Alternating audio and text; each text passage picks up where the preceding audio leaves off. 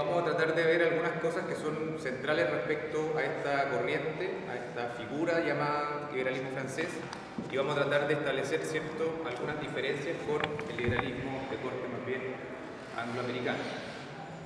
Vamos a ver que hay ciertas especificidades del liberalismo francés que son particularmente pertinentes el día de hoy. Me refiero a la actualidad en términos generales, tanto chilena, latinoamericana como global, por una serie de fenómenos que podemos ir mirando y que ojalá puedan salir en la ronda de preguntas. Y vamos a partir entonces con algunas preguntas que nos parecen relevantes con respecto a lo que significa esta cosa denominada liberalismo francés, para poder comenzar entonces a exponer ciertos planteamientos generales. Bueno, la primera cosa, y un poco tautológica la pregunta, un poco tramposa la pregunta, es saber si es que efectivamente hay algo así como un liberalismo francés, ¿no?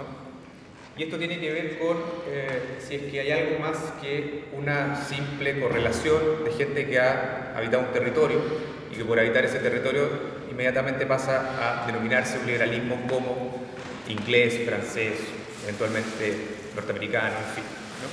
Entonces la primera pregunta es, para establecer algo así como un liberalismo francés, ¿qué condiciones tendríamos que tener?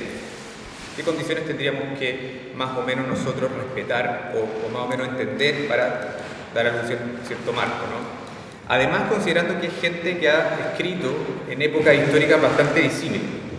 Partimos, ¿cierto?, en el siglo XVII, fundamentalmente después del siglo XVIII, XIX, y vamos a llegar incluso a algunas cosas en el XX.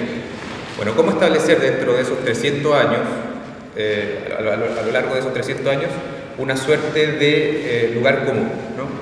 Entonces la pregunta, como digo, no es trivial, no es ingenua. Establece primero la suposición de que existe algo así como un liberalismo y después se pregunta, bueno, cuáles son las características de que este sea francés. Bien, con respecto a esta pregunta hay ciertas notas comunes que se han estado dando, sobre todo en el último tiempo, ¿no?, que responden un poco a la figura de por qué hablar de algo así como el liberalismo francés. La primera de estas cosas es que este liberalismo se yergue fundamentalmente como una alternativa. ¿Como una alternativa a qué? Como una alternativa al liberalismo clásico que nosotros entendemos por la región, ¿no?, inglesa y también estadounidense. El liberalismo entonces que surge en esa zona, es el liberalismo clásico sin duda, tiene un correlato en otro lugar, en otro espacio cercano sin duda, pero que tiene ciertas características. La primera de estas características entonces es que se presenta este tipo de liberalismo como una alternativa. Vamos a ir viendo cuáles son las alternativas que propone este liberalismo. La segunda es que respecto a ese primer liberalismo que uno puede identificar con las figuras, por ejemplo, de John Locke o David Hume, este liberalismo a la francesa aparece de manera posterior, es decir, un poco desfasado, ¿no?, y de manera paralela, con un desarrollo paralelo. Es decir, aparecen con una raíz común, tienen ciertas notas que son compartidas, pero sin embargo el liberalismo a la francesa tiene una trayectoria particular, tiene una trayectoria paralela con su propia historia. La tercera característica importante con respecto a esta idea del liberalismo francés es que se trata de una relación bastante particular entre dos cosas. Por una parte, el individuo y por otra parte, la sociedad.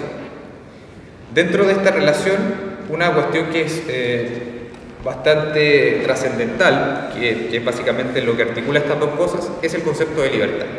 Entonces el concepto de libertad aparece, ya no como en la versión que vimos hace un par de semanas con Locke, preguntándose por ciertas características esenciales de la libertad, digámoslo así, ciertos elementos que son facultades intrínsecas al individuo, sino más bien cómo dentro de la relación individuo y sociedad aparece la categoría de libertad. Entonces, primera cosa que hay que ir teniendo en consideración, siguiendo entonces ese argumento, es que el liberalismo francés es fundamentalmente un liberalismo que concibe la libertad de forma bien concreta.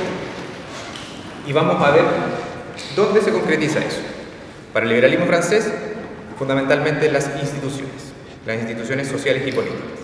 Es ahí donde tiene relación o tiene visibilidad de manera explícita entonces este vínculo entre individuo y sociedad. Por otra parte, y de la mano con eso, aparece un cuarto elemento que es bastante consensuado, que es parte de este liberalismo francés, que es el hecho de una cierta tradición republicana. Y por republicanos ciertamente no tenemos que entender, ¿cierto?, la distinción que uno puede encontrarse en Estados Unidos de republicano, o más o menos ese tipo de inteligencia con respecto a la palabra, con respecto a la corriente política. Sino que más bien por republicano tenemos que entender básicamente todos aquellos elementos que remiten de alguna u otra forma al dominio del espacio público y fundamentalmente al dominio del Estado-nación que está emergiendo cuando este liberalismo francés también comienza a aparecer. Entonces, la situación que vamos a ir detallando más adelante, en particular de Francia, ¿no?, fundamentalmente lo que ocurre después de la Revolución Francesa, y el ordenamiento de la sociedad que esa situación convoca, que esa situación demanda, hace que la pregunta por el Estado y la pregunta por el orden social o la organización social se vuelva absolutamente relevante. Por eso no es lo mismo establecer una pregunta por la libertad en un marco donde hay que entregar un cierto orden para que esa libertad pueda ser garantizada y desarrollada, que no teniendo entonces ese antecedente, que en este caso es la situación de Revolución Francesa. Bien, eso conduce entonces a que en un principio tengamos una corriente que está preguntándose por ciertas notas comunes con respecto a la República en términos generales, ¿no? Y por último, que no es menor, es el hecho de que el liberalismo francés ha tenido una suerte de reforzamiento este último tiempo. Ha tenido una suerte de preponderancia, se ha comenzado a reestudiar y a reestudiar de manera sistemática, fundamentalmente por dos razones. La primera, y que tiene que ver con una cuestión, si uno quiere, más bien erudita o académica, es con el hecho de que se ha empezado a constituir de manera legítima una tradición del liberalismo francés, ¿no? Una tradición que comienza con Montesquieu, que sigue con Benjamin Constant, y que llega hasta ciertos contemporáneos como el historiador Claude Lefort o el sociólogo Raymond Aron. Esa situación hace que, desde el punto de vista académico, se vuelva un elemento interesante y digno de estudio de especialistas. Y por otro lado, la situación que mencionábamos inicialmente, que tiene que ver con cierto